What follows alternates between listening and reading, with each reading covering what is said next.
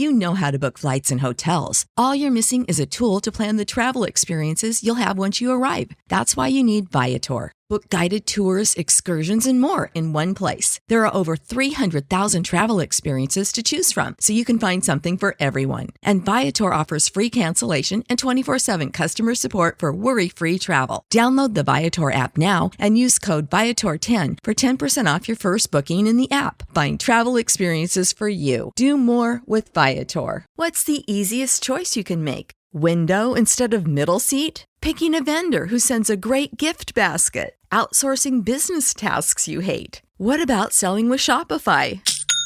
Whether you're selling a little or a lot, Shopify helps you do your thing, however you cha-ching. Shopify is the global commerce platform that helps you sell at every stage of your business. From the launch your online shop stage to the first real-life store stage, all the way to the did we just hit a million orders stage? Shopify's there to help you grow. Whether you're selling scented soap or offering outdoor outfits, Shopify helps you sell. Wherever and whatever you're selling, Shopify's got you covered. Sign up for a $1 per month trial period at shopify.com/try. Go to shopify.com/try now to grow your business, no matter what stage you're in. Shopify.com/try. Hey everyone, and welcome to Comedy Album Book Club. This is a special encore presentation to celebrate the 2-year anniversary of our studio. Yeah, I was going through my social feeds and saw a picture of when I finally finished decorating and setting up the gear and getting everything ready. So as a nice celebration, I thought we'd re-air that first episode that we recorded with Jason and a full panel, the amazing Courtney Gilmour, and we talked about John Mulaney's Kid Gorgeous at Radio City. Honestly, one of my favorite comedy performances, hands down, period, all time. So, sit back, relax, and enjoy this blast from the past with Jason DeLine hosting. Thank you, and enjoy Comedy Album Book Club.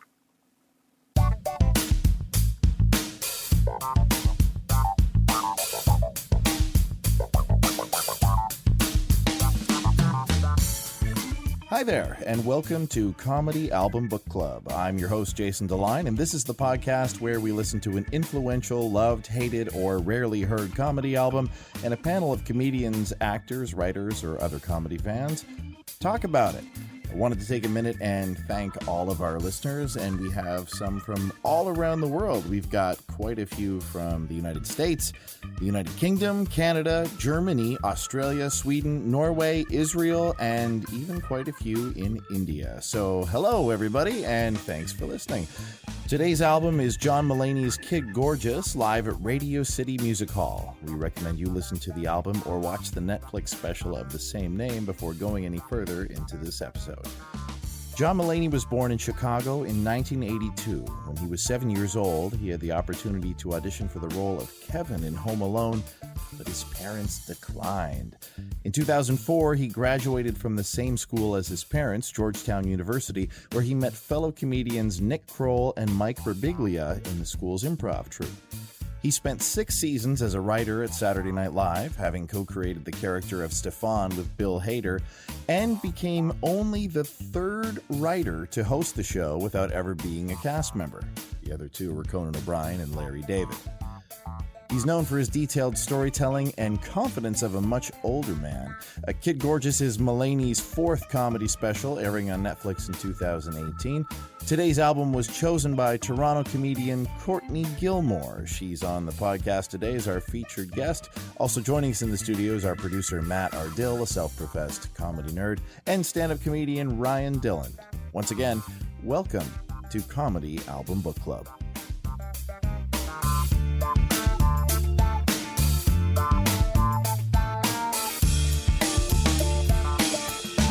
Ryan, you were just telling us that you have an album coming out. You recorded in April out in Newfoundland? Yeah, I recorded in Newfoundland, and then it actually went horribly wrong. How so? The person I hired to do the audio it was a train wreck. The guy who claimed to be a audio guy was actually just a photographer, but we did it at the, I know. It's like two completely different skill sets. It was bad. Like I listened to it and my girlfriend had to like calm me down in my room because I was like freaking out because it sounded like it was from an iPhone. Like it was so bad. But we did it at the Second City in August at the John Candy Box Theater and it went great. And it's coming out this month. It's called Violently Nice. Did you change anything after the performance was? Honestly, I listened to it and like. Honestly, you thought it was perfect. You were in love with it. I was thinking, my God, in my hometown, what a great sounding show I can't use. But no, honestly, I didn't change much. Like, did you say hello Newfoundland in the Toronto one? Yeah, no, I said hello John Candy, not Newfoundland. But no, I didn't change much. I was really happy with how it did there. And if anything, I thought the John Candy set, I'd argue, was the better one because when you go back home and people have seen you from before, they've, you hear a joke for the first time, it's so funny, and then when you hear it for the second time, you're like, oh yeah, I remember that joke. Right. And when I did the John Candy, I partnered with Ian Alice, who does Empire Comedy, and he used his resources to pull in a crowd, and a lot of them in the audience never seen me before, so they were hearing those jokes for the first time, and I'd argue that it was a blessing in disguise because awesome. I prefer the cut at John Candy. It's funny though, it's sort of a double-edged sword, right? Because if you're doing something like an album for the first time, you want all the support of your friends and family and the people who you want in your corner who will laugh and clap and all that. So you probably felt all that, but then you got over that and you were ready to just speak to strangers. And honestly, I know so many people in the city, like a lot of the Yuck Yucks crowd, when they do their album recordings, they'll do it just like the Vancouver Yucks that they're not even, they've never only done twice in, but it's because they've never seen them before. Right. They're like, that's the crowd. Like, and it's like, that's really at the end of the day, it's just getting the best reaction. So it's a definitely blessing. Cool, man. Congrats. Can't wait to hear it. Yeah. Thanks, bud. And Courtney, you have a monthly show. Called So Fresh and So Clean. So Fresh and So Clean. Tell us about that. It's a monthly show at Comedy Bar. It's clean comedy, clean themed comedy.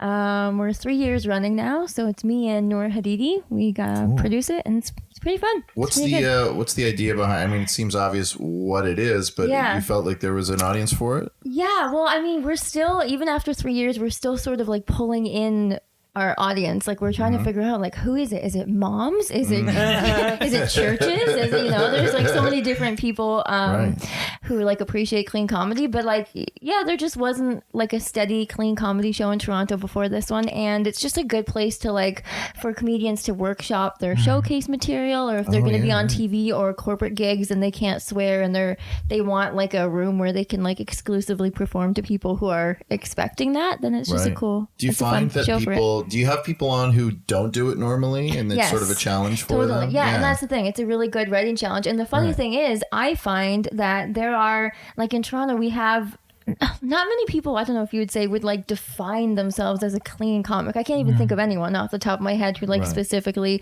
but the ones who come to mind as typically performing clean, they're the ones who slip up on the show, and the dirtiest comics kill with like their squeakiest material, which is really interesting, because I think they're really proving to themselves that they can do it, and they're just like putting the work in, and it's really cool to see. Well, I've seen time and time again that you can get a laugh once in a while with a swear word being a punchline, but if you see it written, there's not really anything to it. It's sort of a cheat in some it's really ways. interesting, because there are some jokes even of mine where I feel like a good old fashioned swear word it needs it. Like, it's you a can good swear punch. in the show, by the way, if you carry these examples. This is not a get it clean all show. out here. And when people use it sparingly too, you really feel that punctuation.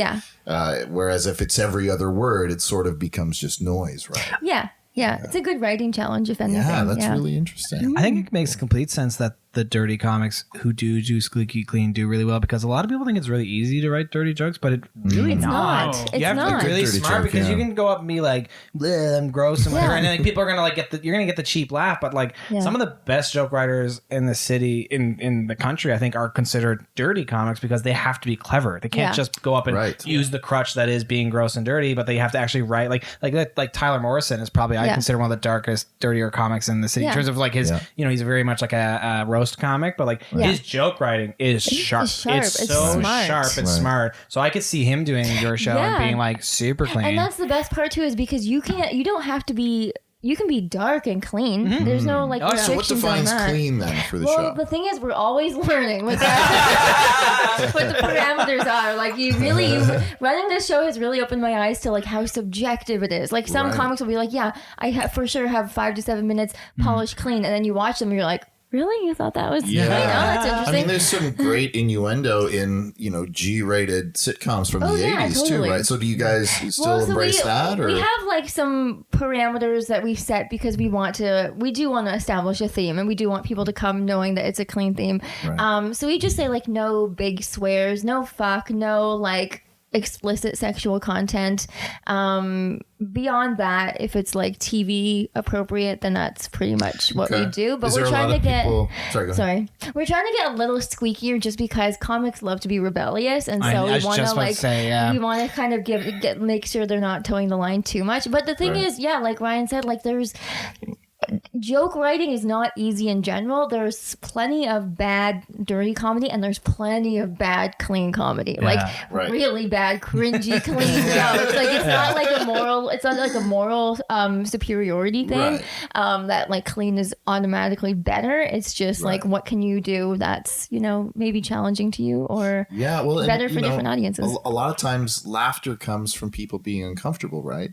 So if you keep people comfortable, maybe they're not laughing as much. Like, when I think of clean comedy, I think of puns that make me want to pull my hair out. Of course. If someone says, "What's your favorite clean joke?" I can't think of one. But if someone says, "What's your favorite joke?" it might be clean. Exactly. It's just thinking in that way. It's those labels or so. Because even if someone would be like, "What's your favorite dirty joke?" I'm like, "Oh, okay. You want some stupid dick limerick or something like that." What is your favorite? Do you have a favorite dirty joke?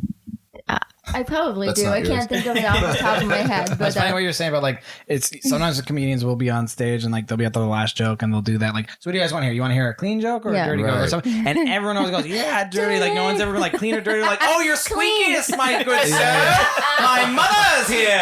Like, it's just so weird. A literary reference, please.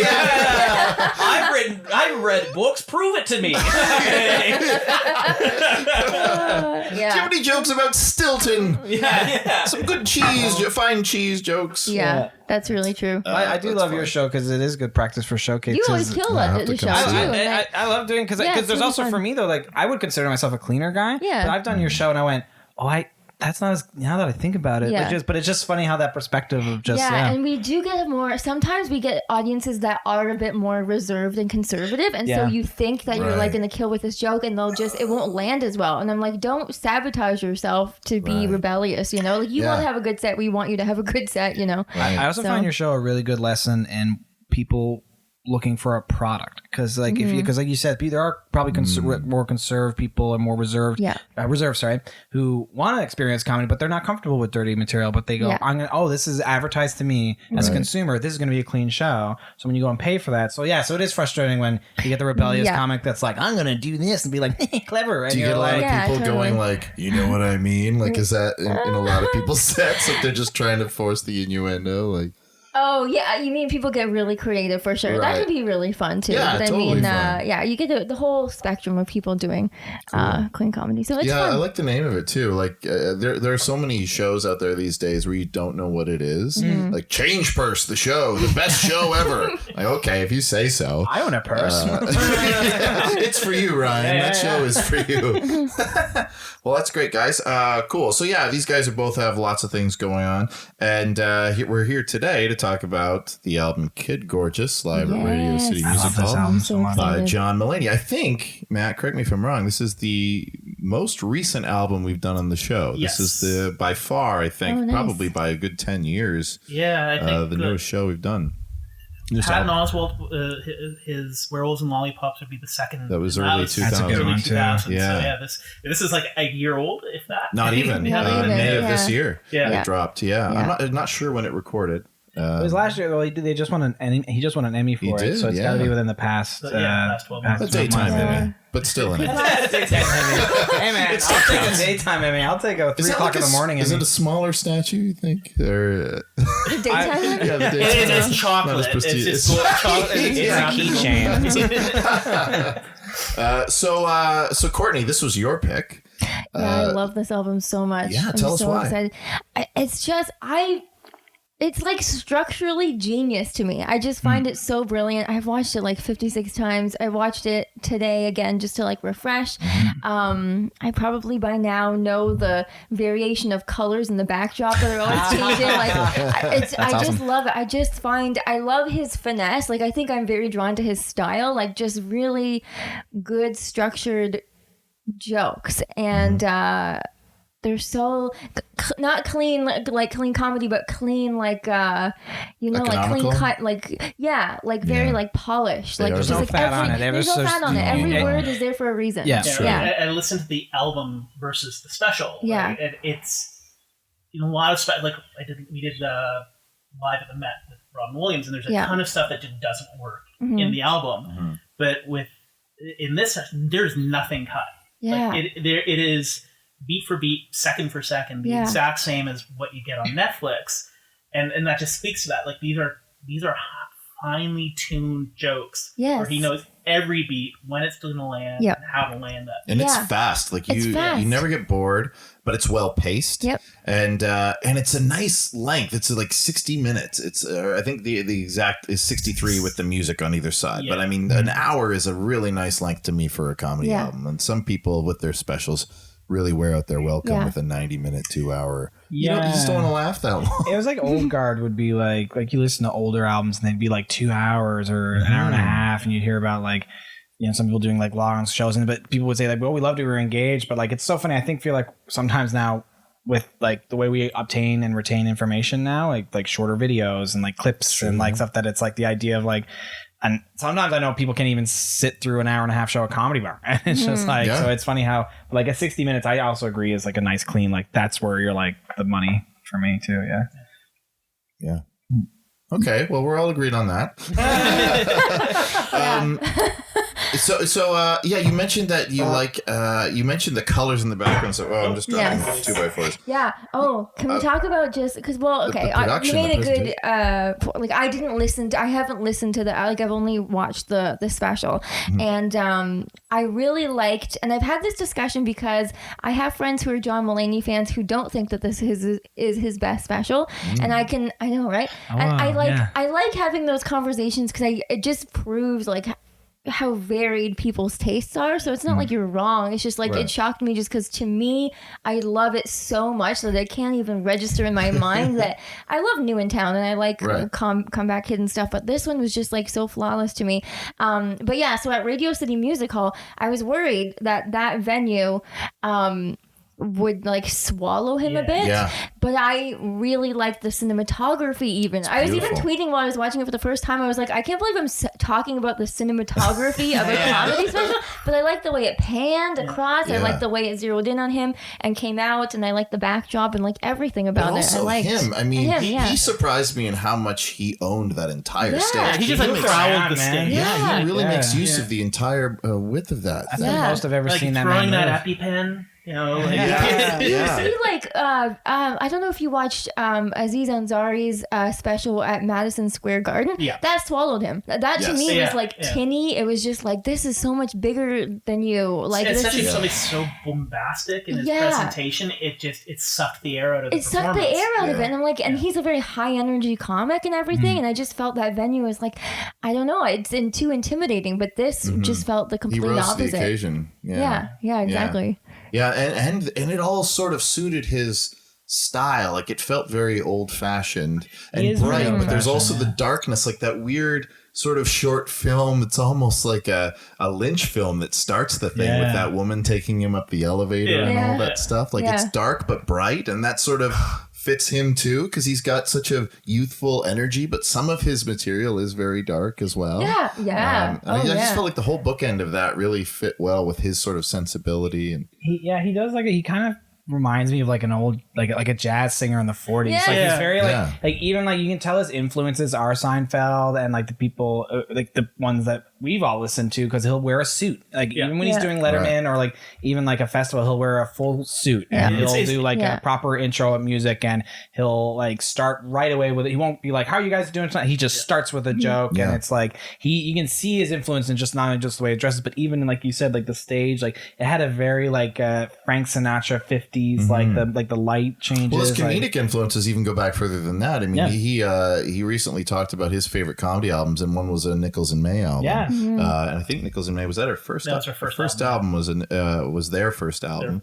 but their second album is one of John Mulaney's top 10, and I found it interesting hearing him talk about that, because they're very much like they wore suits and dresses and things, and they had that formality about the comedy, and like he to me is sort of a caffeinated, dark-hearted vaudevillian. He's got that style. We were talking about that earlier. He's kind of got that cat skills. He reminds me of Billy Crystal a lot, but with a little bit more of a modern sensibility and energy. That's a good comparison, I think. Yeah, he's performing. Old-timey, though, kind of. Yeah. Also, has that always been his cadence? Like, it fits him very well.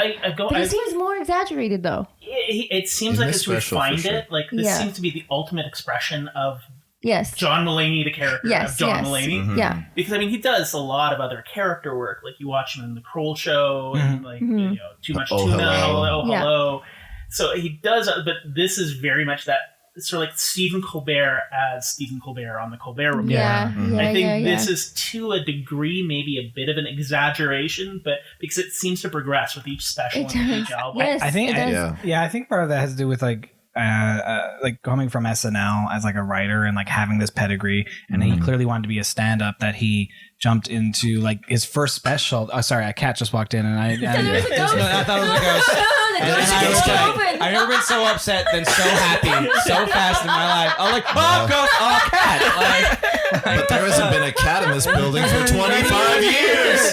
There's a cold spot. Ghost cat. I feel like with his first special, it was like something to kind of prove like he needed to like he was him working his best at like trying to be this perfectly crisp comedian, telling jokes, coming out in this suit and like producing an album and producing that special. And then but like as each one comes out, he's more comfortable with the success that he has, that he's got that kind of like that thought in his head, like, okay, I've done this already. Now I can have more fun with it. Now I can be. What really struck me about this one was, I feel like in the first couple of specials, he talks about being a nervous, kind of sweaty person and awkward and stuff, and you believe it. But in this one, he seems like he has a new confidence. Yes. Like he's not ashamed in these stories. He's almost proud of them. And he really takes command of that whole place. You guys will listen to what I have to say, kind of thing, you know? He's a little angrier in this one. A little bit, Well, I mean, this is a bit like not like aggressive, but like just some of the way he approaches some things. Like he's just like, what the hell? The horse in the hospital. Of course. Yeah, the horse in the hospital. That is such a controlled performance. Yeah, like that comes was from an the angry most place. like starting with the gazebo bit.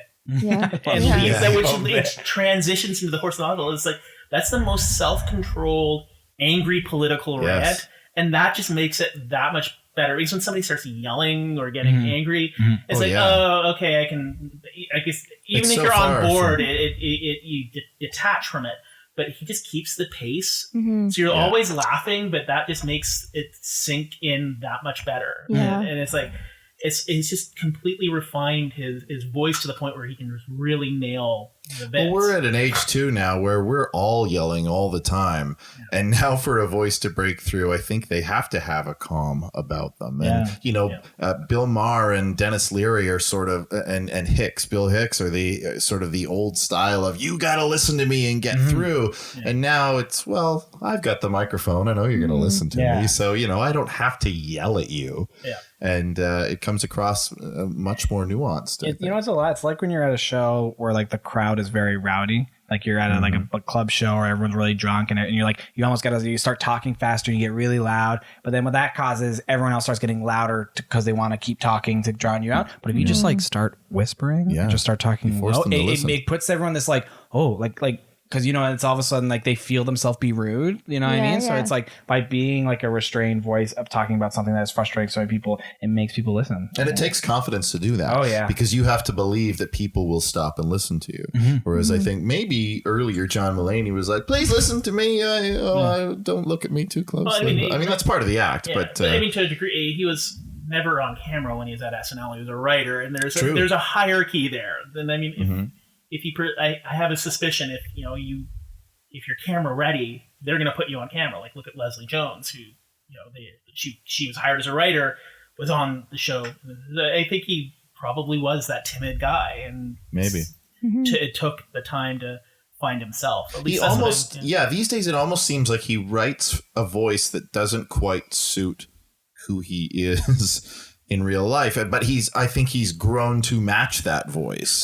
The confidence has gotten stronger or something. Last year's JFL 42, he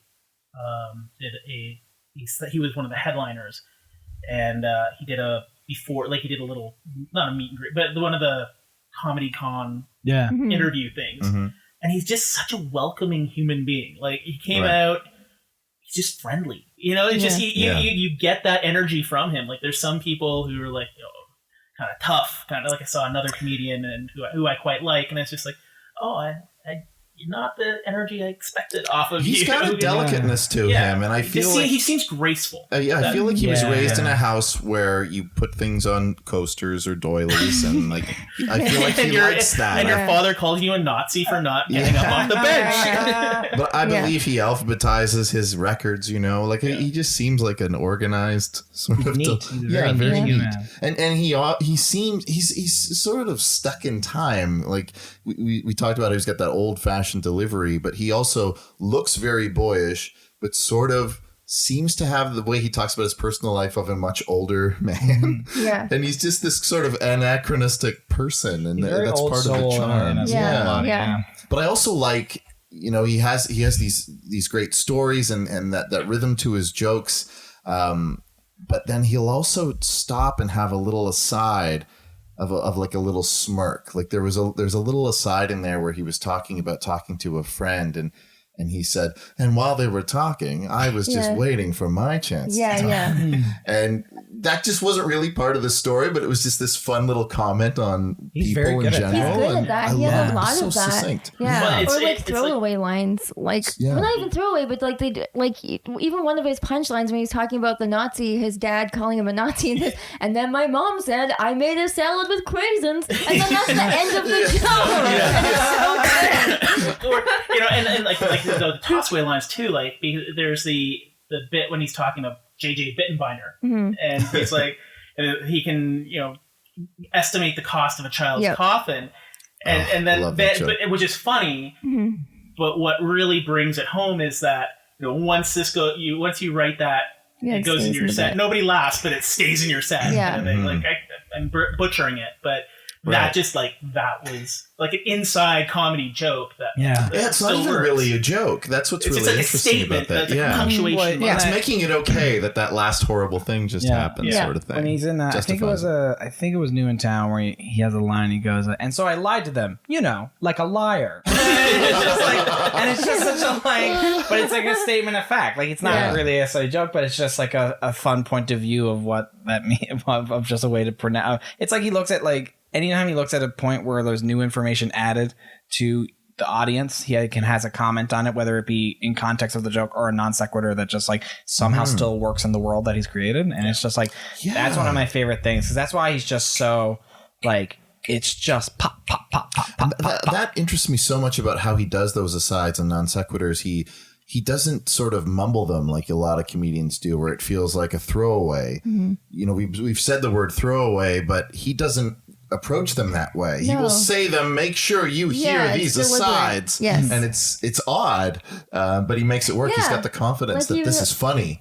Yeah, he's like the one story. I think this is the same story where he's like, so I was having dinner with my parents because I was at the dinner table because I was 7 and I had to be. You're right. Just the line, Yeah, it just elevates that little bit of truth. Yeah. I just like to say did any of you ever see the JJ Bittenbinder? So it used to be on public television. Yeah. His videos back then. I actually, as soon as he started talking, I was like, I know who he's talking about. Like, it's just Oh, growing yeah. That was my It's first like- time hearing it. I didn't know of him, but I saw after the special came out, people were like, "Oh, we found footage of JJ Bittenbinder," and there was like a whole article. So Yeah. And it's a looked that spot-on up, but- impression. Yeah, it that is. night. I haven't Yeah, seen you that. have to look it up. It's very. I haven't seen that. That yeah, sounds it's awesome. spot on. I grew up excited. Just growing up, I was like, I know the videos he's talking about. Did you see them in school? No, on PBS. Oh, They were okay. on That's so cool. I want to see Yeah. that. back in He's a the character. 80s, yeah. Real. Yeah. Yeah, I remember. It's I so, love like that. when I was watching this special for the second time recently, I had to look up and see, and I saw that. So Mulaney was born in August of 1982, and that's about 5 years after me. And I realized when I was watching this special that he was talking about. It seemed like my exact experience, like having people come to school and talk about how they had a hard life and like you can be a good person and all this stuff. Like Bittenbinder, I didn't have him, but people like that. And I realized a lot of even the pop culture references he was mentioning, like it felt like a part of time that hadn't been talked about a lot by some comedians. And I feel like we're now at the point where we talk about our experiences in a more personal way, but I feel like there was a gap there where we didn't. And what I realized was he was saying it in like a modern voice, like not people of, I don't want to say my generation, I'm not that far removed, but it felt like a fresher take on this material that I hadn't heard. And what I kind of realized was this guy kind of feels like my younger brother. He feels like if I was in high school, he would be the guy 5 years younger tagging along, and we're seeing this through his perspective. And it was just really interesting for me to sort of have my experience told through a younger person's lens. Yeah. And it's like an unidealized nostalgia. Like he's talking about a period in time without like a lot of people are like, oh, the 80s were so awesome. They weren't. Like I was there. They weren't that great. People had a lot of terrible hair and way too much neon. But it's like and that wasn't everybody either. In no, all the it wasn't. movies, It's like everybody has like this this epic hair and no. like giant hoop earrings and the like. And so, most of us were stuck in the 70s for the entire 80s. yeah. So I mean, he's like everything he says is so accessible. Like even when he's going super dark, even when he's like being really, really blue in his material, it doesn't feel exclusionary. Like it feels like it's accessible. And if you may not have had that exact experience, you had something similar enough where you're like, oh, I can relate to that, and that's a real skill. It's all very accessible. He's a great storyteller, and anybody can laugh whether they've had the experience or not. Yeah, because I think whether or not you relate directly to like the experience of speakers coming in for a school assembly, it's like he really sets up that child adult dynamic, like the disconnect between them so well. Like just I laughed so hard and probably watched this a million times, the part where he's talking about the woman who comes in with straight gray hair, the puppets. Like, it's so cast in funny the to me. denim dress. Yes, and to me that reminded me of Sunday school and church. Yeah. Like that was that woman, but it could be any. Like that's everyone had some kind of experience like that, where like all the kids, like no matter like what group of kids you were in, and if you were bullied or you were the bully, the idea that like an adult who is more of a nerd than any of you, and you all sort of like formed an alliance to make fun of that person is so relatable on so many levels. That's a funny idea that maybe the school even knew that, and that they just hired losers to come to make us feel better about ourselves. They joined forces. That's so funny to really unify them. I remember learning something the only thing I remember about learning about how to protect yourself or self-defense or anything is that if someone tries to grab you or touch you, is to poo your pants. Because when you're terrified, apparently it turns to diarrhea. Oh, that's the only thing I remember. I prefer JJ Bittenbinder's get a $50 bill and throw it away. Throw it in the gutter. Well, that's a much less gross. That was much harder to come by back when I was a boy. Luckily, it never came into practice. I never had to, and I still don't know if that's true. If diarrhea happens when you're scared, I don't know. I just love the idea of a bunch of kids hearing that advice going, yeah, no, that makes complete sense. yourself. Oh my God. I think more people should try it. I think we get out of a lot of bad situations if we just... Can I just say, when I was in elementary school, that whole bit reminded me of an assembly where we had a guy come in, and when I think about it now in retrospect and realize it was more bizarre than I was absorbing at the time. But this guy who was like really like disheveled, like like dirty shirt untucked, and like really like messy looking guy, and he was talking about, I think it was like under the guise of standing up against male violence.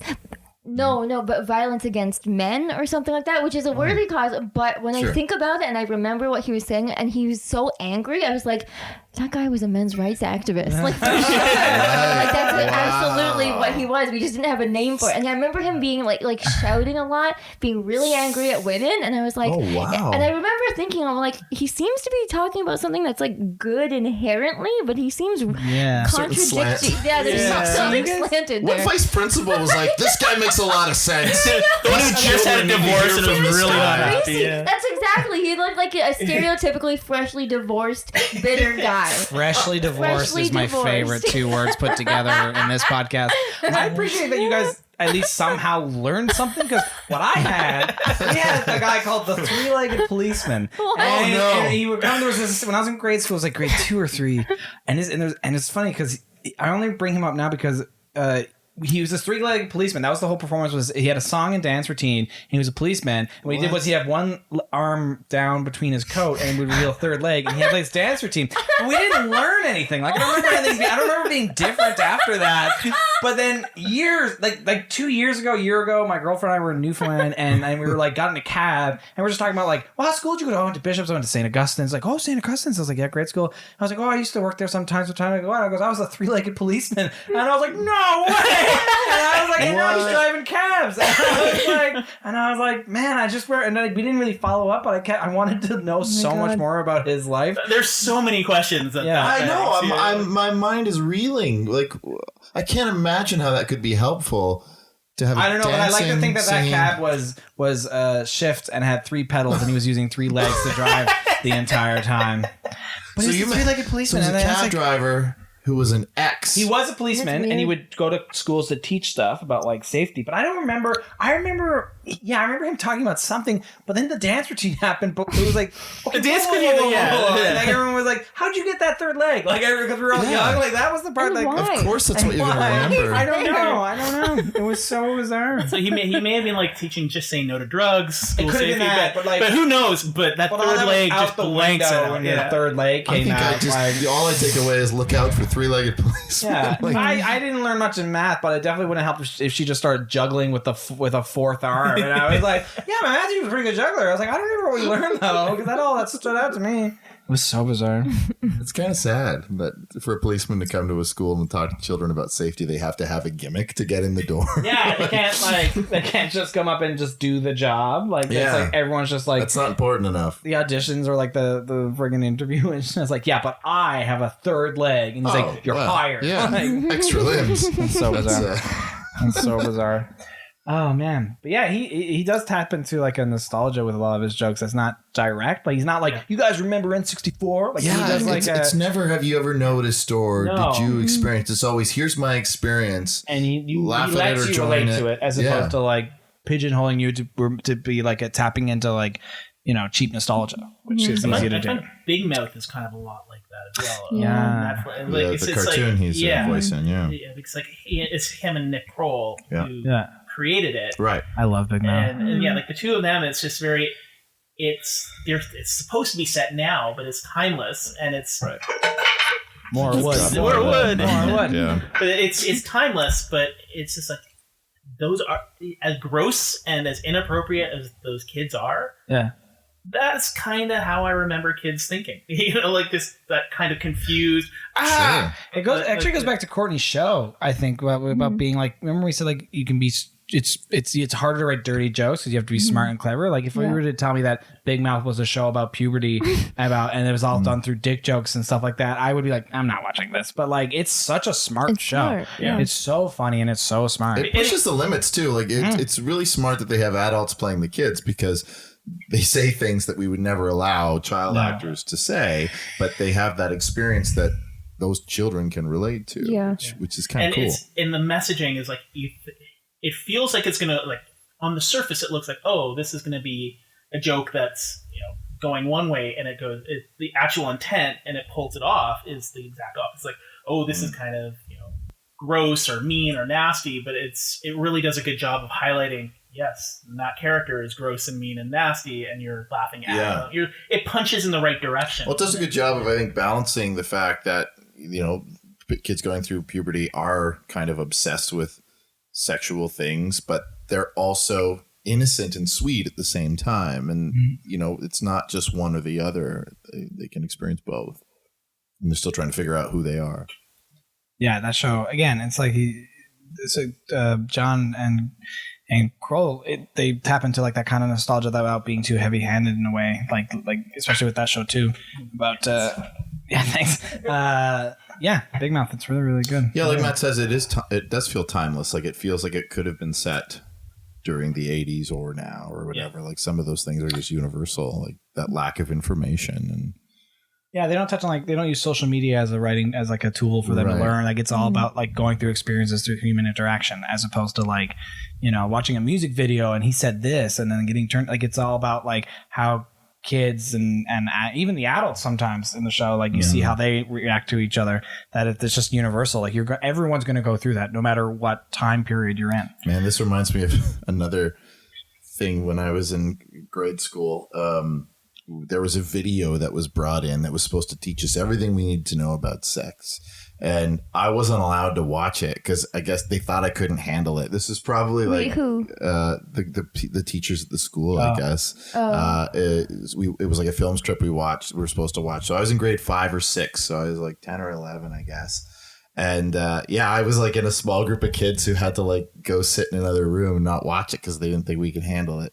And I remember when people came out, they were saying it was like cartoon rabbits and stuff. And like there was a song, a penis is the right word, not wiener or dink or something like that. Like it was like, like just the funniest thing. Like it was just so goofy.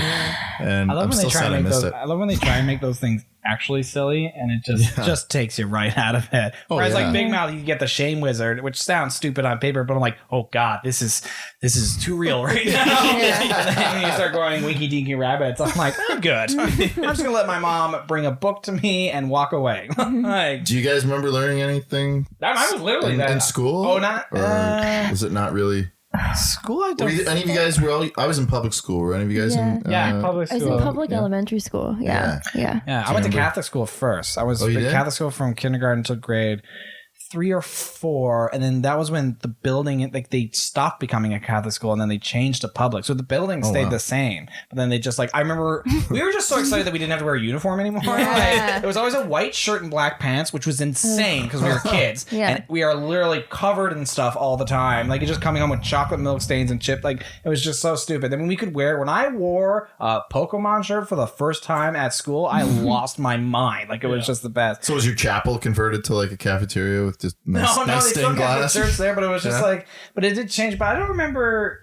It's so funny. Like, for me, I don't feel like I remember any class or anything like that. But I did come home one day, like in high school, I think junior high or whatever, 12 or 13 years old, and I just came home and there was just a book on my bed about it all. That was my experience. And then my dad at one point drifted into the room and was like, so do you have anything to talk about? And I'm like, no. And go away. And he's like, cool, I'm done. So I grew up like my mom raised me and my sister by herself, and I had like, so my dad, my grandfathers all passed away when I was young, so it was just like a lot of aunts, a lot of grandmothers, a lot of two sisters, and a bunch of cousins that were women that like, I think they were just looked at like, what are we gonna, Ryan is I don't know, just a book? And then I just came home to his book, and it was just, and I just went, yep, that makes sense, and I picked it up and read it, and I was like, that's what I got it all from. No eye contact needed. No eye contact needed. Stared at the wall in the book. What about you, Courtney? Do you remember? We had like a health class that I vaguely remember going through, like basic anatomy type stuff and like definitions of very clinical things for like in junior high.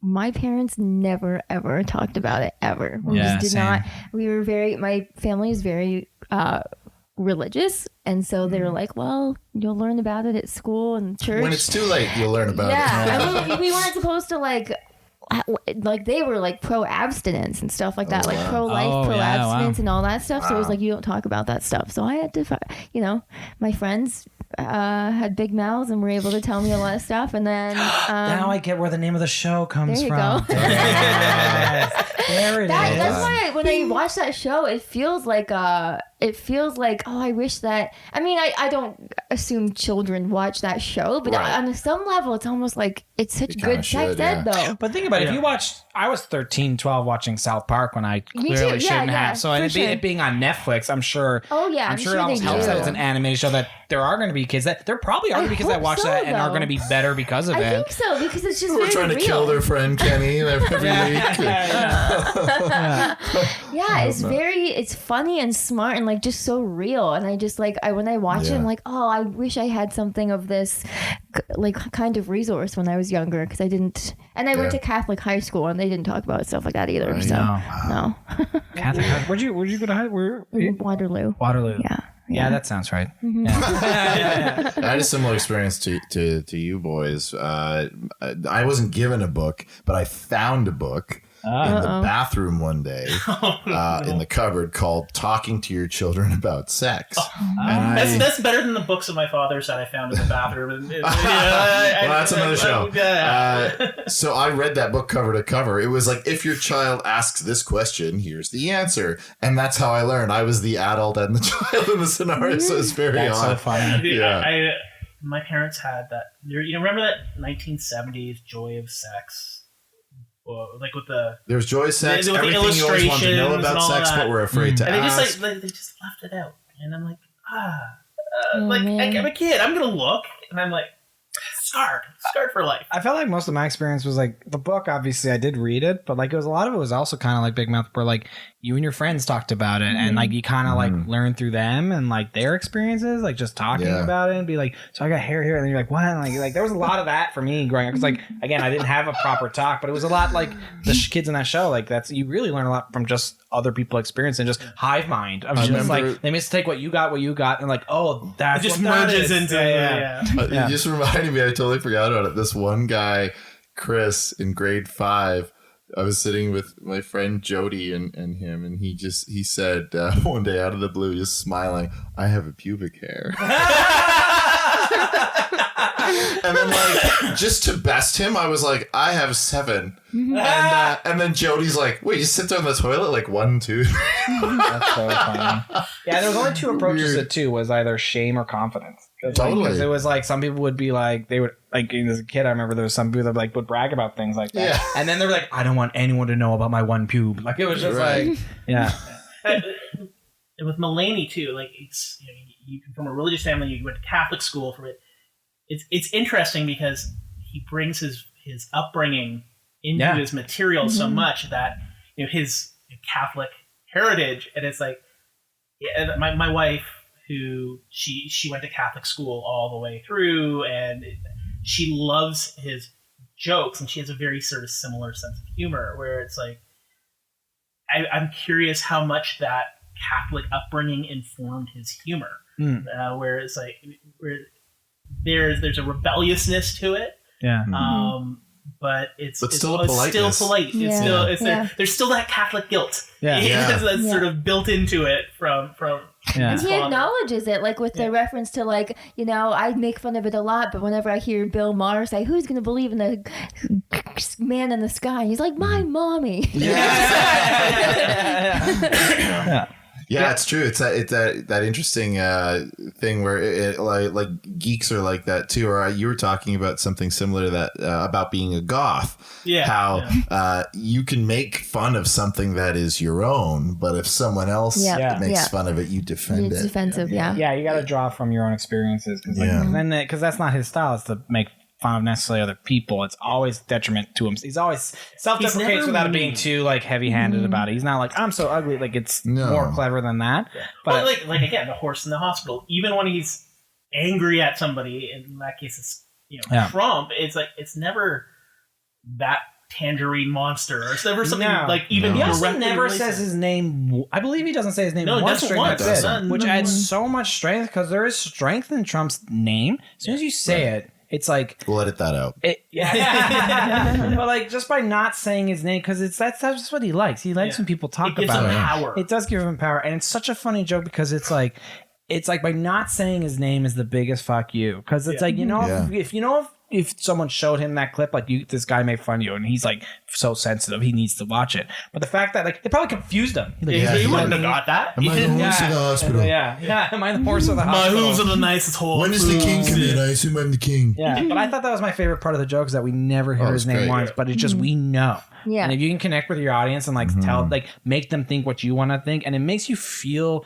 it makes you feel smart listening to the joke. true. It does. He's really good at making you feel without pandering, like making you feel like we're on the same You're page. in on something. Yeah. We're all in it. It's like we're in a little club about this conversation and topic. Well, he also clearly references I love that joke so much. Obama, That's but good. doesn't say his name. But he just says the last guy was pretty smart and was good at his job. Yeah. And like, yep, that's him. Yeah. We know what you're talking about. Yeah, he lets you make the click in your head. Yeah. And that's my favorite thing when you write a good joke that makes the audience do that eye widening, like I know exactly what you're talking about, and make them like that synapse that happens. That's like one of my favorite And it little takes guts connections as a comedian to give your audience that much credit, like to not spell it out for them, because the biggest fear is that they don't get it, right? Yeah. Right. And I think a lot of comedians underestimate their audience, and it's much more fun. I used to do sketch comedy, and like we always said, if we get one laugh, this stupid math joke is worth putting in. We weren't trying to appeal to absolutely everyone for every single joke. I mean, that's great when you feel that,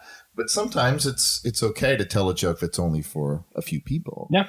And then we're often surprised by how many people do laugh at that thing that you think no one will laugh at. Yeah, it's like probably one of my favorite jokes of all time. It's really Yeah, good. it's It's a really great good. analogy. And like you said, Courtney, no word wasted. It's just such a beautiful Yeah, metaphor man. and story. He says exactly what he wants to say. I remember thinking, I can't remember now, I feel like after that, the show ends on a bit of a low note. It doesn't end on a huge joke. I can't remember Well, now. like it gets this Petunia and the like that turkey bit with Petunia, where his That wife. was such a huge bit, and then Yeah. he ended on being in church and his dad lifting him up and saying, "God can't that's hear it. you." That's Yeah. right. It does seem like a low note. It still did to like me. works. Yeah, it's but fine, not but the- it's not his like best- the climax of No. the. Well, it's like in no. Newtown where he talks about the doctor, and he's like, and he was wearing glasses to show that time has passed, and that's what he ended on. Yeah. And I think a lot of it is like, because I've done notice that some of his bits do not end on the big. Sometimes it's like any Most you showcase can. set, you want to end on the biggest laugh, so that Yeah, you're walk walking out on a with them high note. screaming, But he yeah. kind of ends on organic notes to the story. Yeah. Like it's not necessarily the funniest part; it's the part that goes. That this is the only way this was going to go here, and it wraps everything up in a beautiful way. That's not necessarily funny, but you're like, I get, like it makes sense. I was recently talking to Matteo Lane about just we were chatting about comedy and for the show. Name drop. Name drop, yeah. But we talked about what his favorite album was, and it's Ellen DeGeneres is Here and Now. Oh, interesting. So I'd watched that because I used to watch her Yeah. when she was like making her up and coming comic, and when she was on the Ellen show when I was in like university. But then I sort of like I didn't really watch her special because it's sort of like after the sitcom I was like, I'm done. I know what she's gonna do, and I was watching it. I was like, wow, this is really an amazing joke. Like she's amazing. Like I'm like, okay, this reminds me why she's such an amazing comedian and why she's so good. Because it's like that. She sets stuff up in the first couple of minutes of her set, and then like an hour later pays it off, and it all feels organic. And it's and John Mulaney's a lot like that, where nothing feels forced, and there's an economy in his comedy. Sorry, I just thought of not funny. Yeah, not funny. But yeah, there's an economy there, but it feels natural. It feels like you're engaged and having a conversation, or it doesn't feel like, okay, this is a guy who's spent where he has obviously spent time working on and refining and finding that perfect. Callbacks especially, man, like a good organic beautiful callback is so hard to do, like to not wait too long but to wait long enough, and it comes out of something else but organically refers to the thing before. Like perfect one, the genius one with the Victorian robe where he's Yes. that's Oh, man. a masterpiece. That's so good. You So forgot about good. that because Yes. that was the first joke in the whole special, and then later, and that joke wasn't even about that story in there was any no way, and the then all of a sudden transitions he's were just done. wearing this oversized shirt and like, was there ever really a ghost, or was it just me? Yeah. That's so crazy It's that he beautiful. even tied that together. I think Go ahead. I was just going to say it's a little longer, I think, than a lot of people would wait for something like that. Yeah. He trusted that they remembered, and it killed. I think there's like an exact math equation to how long ago the callback's made to how specifically this callback attaches to this joke. It's definitely just this math equation that's just like you just attach that to a thing. Like gonna get a big laugh. Like it's perfect. But everything in between has to work too. Like of course, it's all a momentum. Especially because that joke didn't even need that callback. It wasn't written for it. It just worked so perfectly. It's like it's almost like he had two halves of a story and just decided to split it up, and it just divides perfectly in two acts or something. In two different ways. Yeah. So amazing. Do you ever write a joke and like you find something funny that you retroactively write something to call back to? Like, do you ever like do that? What do you mean? So like for example, like you say something on your set, maybe you write later, and then like, oh, I'll call back to this. But have you ever written something and then like plant a seed earlier retroactively to make a callback happen? You ever done anything like that? I don't know if I have. I'm not sure if I can think of a time that I've done that. Have you? Yeah, do you do that? I've done that. Like, and it's like just to like, but you know what sucks? Every time I do that, it doesn't really work because I've just been like, this is really funny. Maybe if I drop something here, and then like, but then like, it's like you can hear the shoehorn thing from earlier, which I've come to learn because it's like, I don't know a specific example, but like I have this joke about where I say I grew up without a dad, and like with Father's Day cards, it's so awkward, and the big laugh is like, and I set up that basically I say earlier in the set that I always failed at them because I always couldn't color, I kept spelling father wrong, and like I was and so I dropped stuff like that, and then later I say, my uncle will get 2 Father's Day cards every year. Card number 1, dear dad, your best dad in the world, Steven. Card number 2, hey Derek, keep the good work. Steven's a good kid. P.S. I miss my foother. So the foother, thing, but that joke always ended with father. And then it just was whatever. But then I was like, and then I thought about I was like, but then there wasn't anything about how I was bad at cards. So then I added that to get to dropping earlier that I'm bad at spelling father. But if you listen to that, I don't do that joke as much anymore because like the father thing, that didn't get a laugh. So I'm not calling back to something that's laugh. It's just calling back to information. Right. So it's like putting information in. Anyway, what I'm trying to say is, did it work or not? So it didn't work. So you're not getting a daytime Emmy for this. No, not for this. Okay. Album, but sorry to hear. No, it worked out. It does have a laugh now because I've edited it before. But it's like, it does like that's the thing about like that's why I love John Mulaney so much because it's so crisp. It makes you want to be a better writer. It's well crafted. I would love to just watch his process, like how he builds his material, because you look at the stuff that he's responsible for on SNL, like Stefan, right? And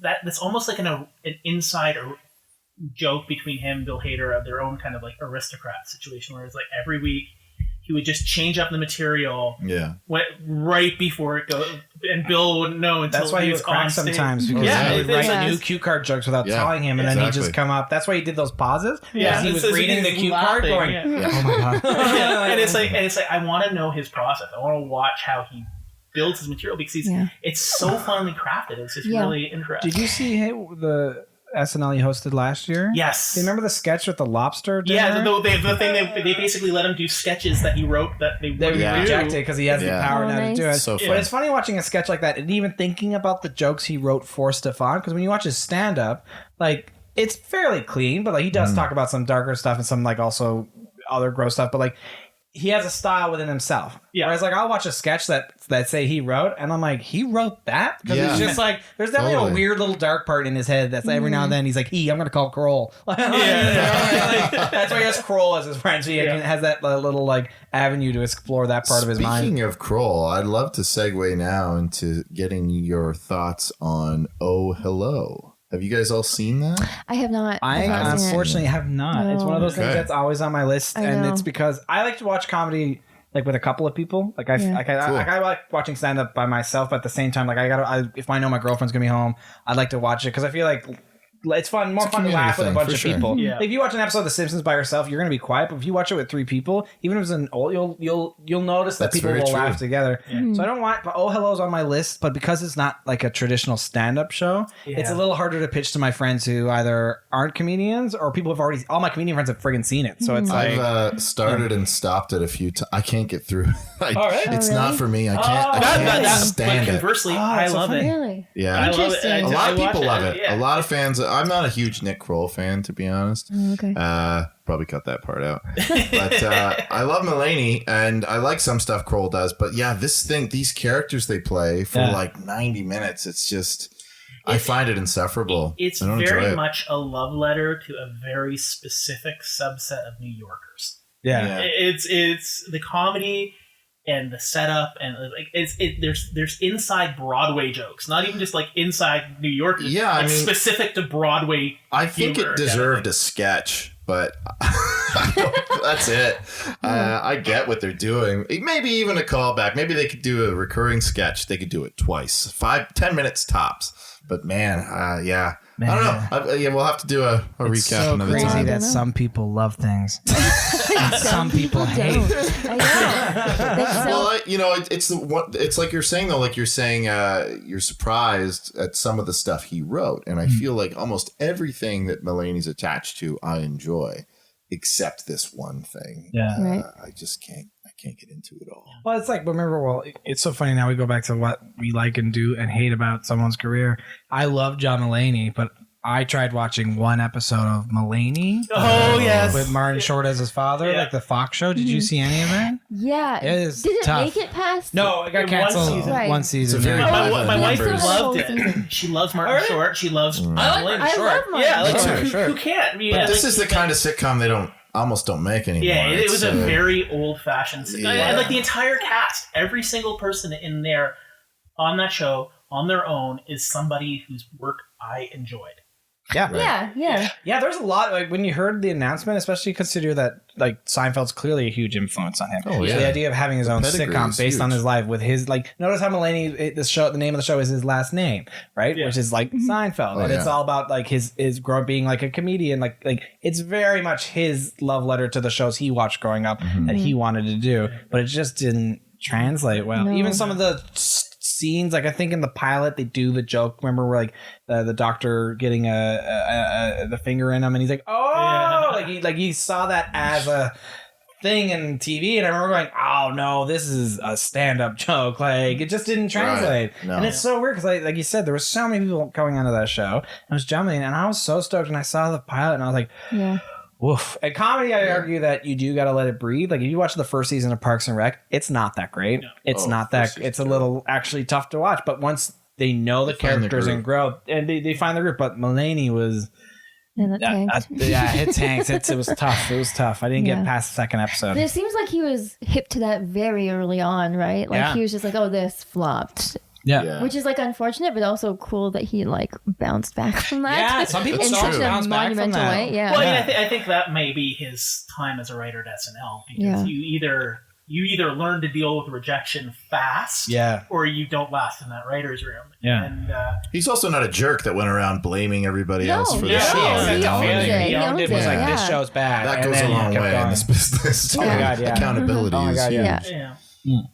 Yeah, I think that's when after that got canceled. Correct me if I might be wrong on this, but then his second special came out. So I think he just wasn't the kind. He just doesn't seem the kind of guy. Again, by handling rejection, that he just immediately puts his nose to the ground, so to start working on the next thing, as opposed to wallowing in self pity about woe is me, my show got canceled. Yeah, I just don't know if his personality is the type of guy that fits a standard sitcom. I mean, these days I feel like we really TV gravitates to that very edgy characters that we're still sort of riding that mid 90s edgy comedy kind of thing, and now these days it starts to be turning around where people who are actually pleasant on stage and people that you'd want to have a coffee with are now telling jokes and things like that, but they don't always work into the modern television landscape as it is right now, I guess. Like with John Mulaney, so back in like the 90s, there was sort of like this almost revival of the wall of sound kind of music. So you had bands like Cinerama or the Divine Comedy where it had that sort of like big bombastic horn driven vintage music kind of thing. And John Mulaney's kind of like that for comedy, and in a way I kind of feel like maybe, I don't know if maybe there are more voices like that where it's like going back to like classic style of telling jokes, like being a comedian and getting up on stage and telling jokes. And there's nothing wrong with it. Like every type of comedy has its value. I like it all, but I kind of find like there's it's interesting how he seems to be hearkening back to a golden age of comedy in a way, after especially in the midst of this big boom that seems to be sort of like at its peak with like the alt scene. We've had 20 years of people just walking up on the stage in t-shirts like they just sort of came off the street and go, okay, here's my stream of consciousness. But this guy's like, no, I am a professional presenter and I've worked on this stuff and it's going to be good. And it shows and it's fun. Yeah, I like what you said about that because one thing I always liked about John Mulaney is that like I'm really bad at comparing myself to other people, which I know you're not supposed to do, but we all do it. And especially when I'm watching like I'll see a friend kill at Comedy Bar or at Yucks who's like very alt, and I say to myself, man, should I start doing stuff like that? Like I get the bad habit of doing that all the time. But it's like, but then you like go and do a set and have fun and you just be yourself and you do a good set. Like you just got to lean into who you are. Yeah. And it's like, and that's what I think I love about John Mulaney is that he's not really that special. Like he's not like him as a person. Like there's nothing crazy different. He grew up Catholic, and clearly there was some oppressed things that he couldn't speak about. But he's just like, when you look at a guy or any person, like it feels like now comedy has to be like, sometimes to me, especially with alt, you have to be either super, super weird or like have such a niche point of view. But like he's just talking in a way about himself that's just so relatable that like sometimes people think if you're so relatable, it's hacky. But it's like at the end of the day, it's just funny. And if you're just smart and clever, that's good. So like I find him very inspiring to be like, it reminds me just be myself and lean into that because it can be so hard to try what other people are doing. But it's also polished. Oh, it's so polished in a way that I think a lot of comedians who just want to be themselves aren't. They don't have that the presentation, and I feel like that's just who he is. He's well spoken and chooses his words carefully. And he makes a lot of us sort of like divide our comedic persona into like I'm a writer learning to have more of a stage presence, or I'm like a performer. Like we know a lot of people who are like they're such performers that it doesn't even matter what they say sometimes. It's like they've got such energy and they're telling jokes and you're like, you're making this work. And if you had this on paper, it's not even that profound or anything, but you're making it work. And so I think he's like found the perfect balance of like writerly, but also he's found that persona that works on stage for him. And it's just really polished. It's interesting to see comedians. I mean, I don't know his trajectory before Saturday Night Live. I assume he was also a stand-up, but it's interesting to see people succeed as writers and then become like Conan O'Brien. Like to me is the most amazing example. Like, he did a couple of cameos in Saturday Night Live, but he was a writer, and then to be given that show and then have that weird comedic voice and presence is neat to have been discovered. Article he wrote, the one about the albums he loved. Conan O'Brien? No, John Mulaney. I read that too. Yeah. And there was one album, I can't remember which one, but he said that was the one that made him want to be a stand-up. And he said he was like 21 or 22 at the time. And I was like, because it's so funny, because I feel like, especially like how long I've been doing it and friends of I've been doing it, like that's kind of when I started too. But I see so many people who are like so successful that are so young that sometimes you're like, but that young person started when they're like 16, 15. So everyone puts their time in, which is really interesting to me because it's like sometimes you got to think perspective of everything. Because he was in school and then he started, at the end of his school, he started to become a comedian. So I thought that was really interesting. Yeah. Yeah. I thought that was you want really to hear something so infuriating that I read about him? This is like endearing and infuriating at the same time. I read an article, I think it was in Vulture. It was like a debriefing of that podcast that he did called The Good Ones or whatever, where he's breaking down his favorite joke, his own favorite joke and why it works and stuff like that. And they asked him like, what's the worst you've ever bombed?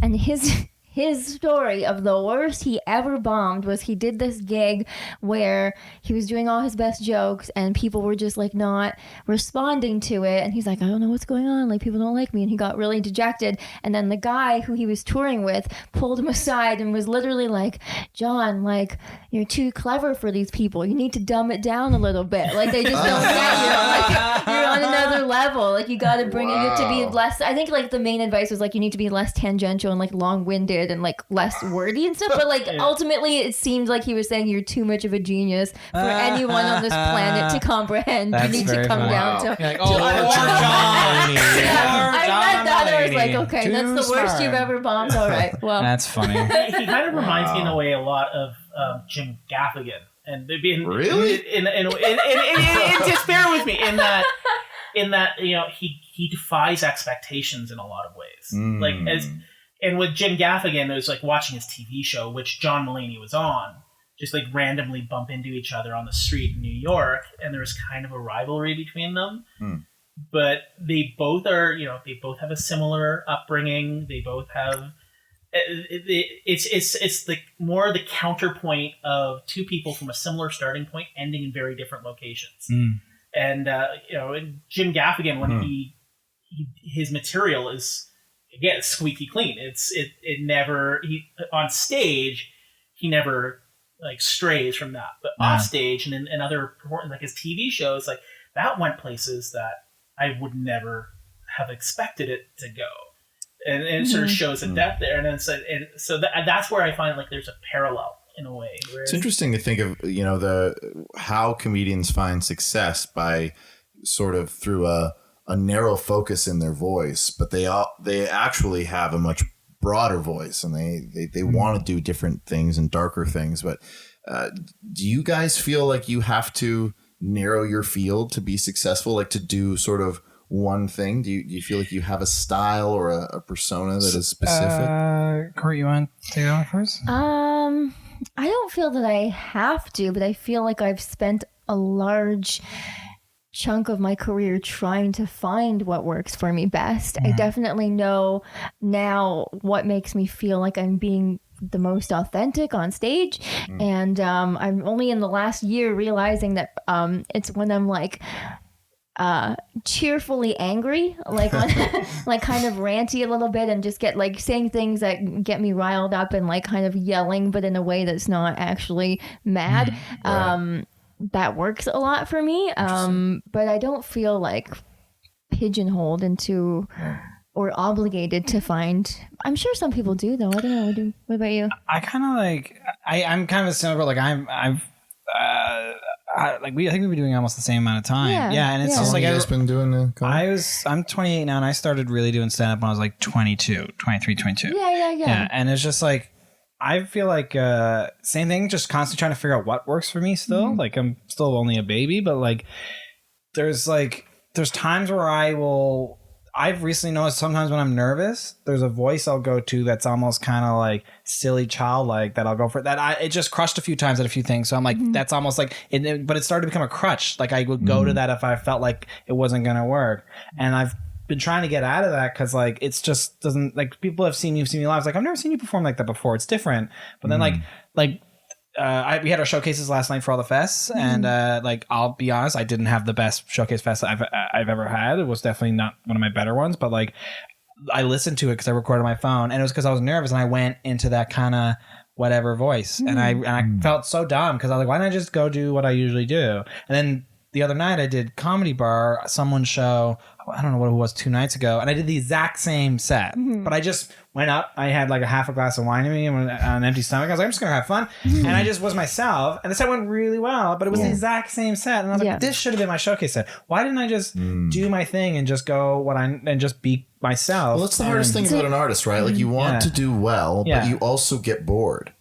But I think a lot of it had to do with the showcase aspect because it was just like, this is so much pressure that I need to do well. The feeling and the delivery of it, you know? Because if you're doing the exact same set, and you obviously chose that as your showcase set because it has been working. So there's nothing wrong with that. But you get into certain mindsets, and sometimes you try to like pull yourself out of it. Sometimes it's just too late, and that's okay. But you definitely know the difference. You're like, oh, I can deliver this in a way that works. And it was just like a learning thing to be like, just like next year, I just know like don't panic. Just like your material. I've been working on. I've been doing that stuff for friggin' 3 months, and it's just like I know it works. And then I just panicked and like anyway. So also I and other people have gotten into big things based on showcase sets that I felt were not great. So you never know. No. And again, like, and it's like in most things, if I get something that's great, if I don't, hey man, this next year, it's not the end of the world, right? Exactly. But anyway, so back to like narrowing your voice to whatever to try and fit what you think your stand-up is.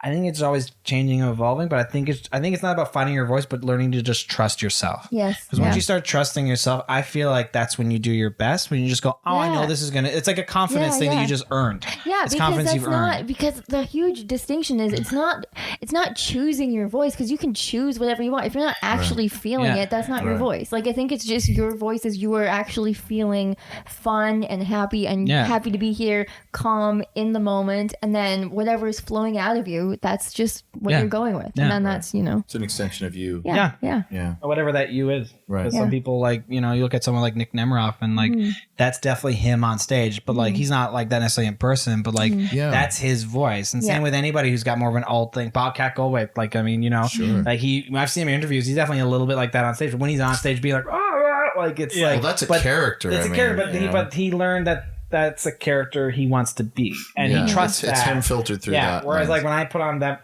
I was just like a panic moment. So it's like just learning to trust yourself. And I think once you have 100% truth to yourself, and that's from years of experience, bombing, writing, knowing works. And then once you that's when people say, what, did you find your voice? I think that's just a way of saying like, do you trust yourself now? Right. Are you finally comfortable with who you are? On stage. For sure. That's why you go up as much time as you can.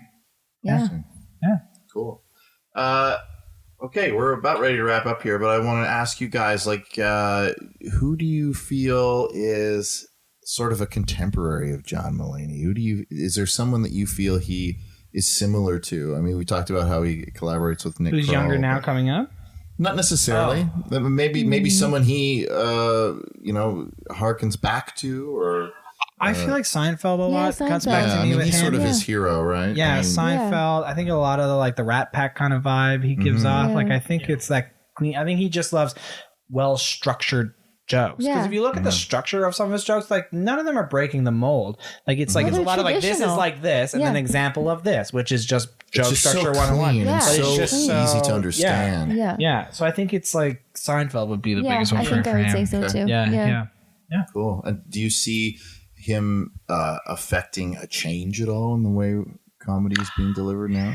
I would say that he's almost just like modernized, like what you said, like he's very conventional in his joke writing, and sometimes like right now it feels almost like that's being phased out a little bit. Like even on late night they're starting to introduce more quirky offbeat characters, but he maintains it in a way that's still relatable. So I think he's good at upholding tradition in a way that he's still modernizing it, he's still making it relatable to this generation, but it's still very set up punchline jokey, very clean cut. Because you get a lot of like just today, I feel like, especially with like I feel like there's like eras where a lot of younger comedians are trying to emulate the top comic at the time. Yeah. So like for like when I was 22, 23, I remember Dane Cook was really big. So a lot of people were like bro-y, kind of yelly. And then like when Louis C.K. was like self-deprecating, I'm gross and piece of shit, right? And it's like, so like in terms of like truer for some than others. Yeah. But I feel like we're just coming out of that whole self-deprecating to the extent that we're gross, that it's like I like the idea that he brings forward that like, because John self-deprecates too, but it's clever and it's smart and it's joke writing. Because you get a lot of like, especially the open mics, you get a lot of like, I'm a piece of shit, and I'm like, but why? I'm like, shut up, and then that's the end of the joke. And I'm like, that wasn't a joke. Like you actually hate yourself. I know.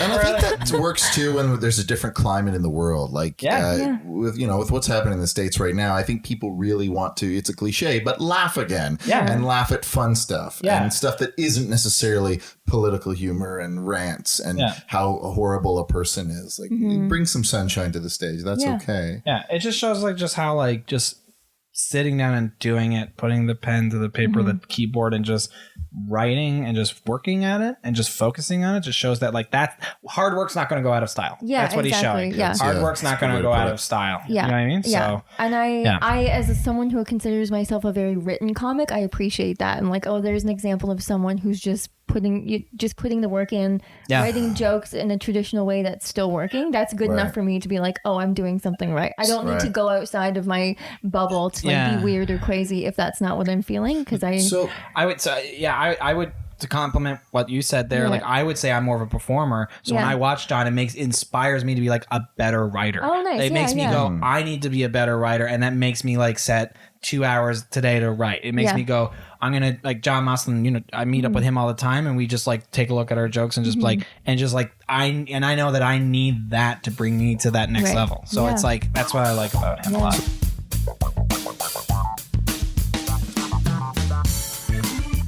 My thanks to my guests, Courtney Gilmour. She's on Twitter at Court Gilmour, COURTGILMOUR. You can see her in her monthly show, So Fresh and So Clean at Comedy Bar, and you can hear more from Courtney in our upcoming one-on-one interview with her. Ryan Dillon can be found on Twitter at The Ryan Dillon, TheRyanDillon, and his brand new stand-up comedy album, Violently Nice, is available now. Thanks again to my co-producer, Matthew Ardill. You can find him on Twitter at The Common Person. And be sure to check out our ongoing collection of interviews and check back soon for our next episode when my guest will be Kat Letwin.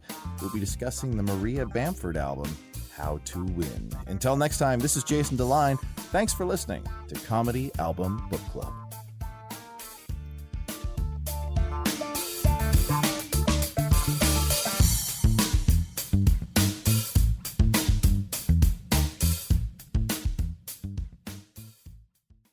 You know how to book flights and hotels. All you're missing is a tool to plan the travel experiences you'll have once you arrive. That's why you need Viator. Book guided tours, excursions, and more in one place. There are over 300,000 travel experiences to choose from, so you can find something for everyone. And Viator offers free cancellation and 24/7 customer support for worry-free travel. Download the Viator app now and use code Viator10 for 10% off your first booking in the app. Find travel experiences for you. Do more with Viator. Looks like you need a vacation. Enter the 5-Hour Energy Where Will the Tide Take You sweepstakes. You could win a $10,000 dream beach vacation. Imagine jet setting off to a tropical paradise, having fun in the sun, or diving at a gorgeous reef.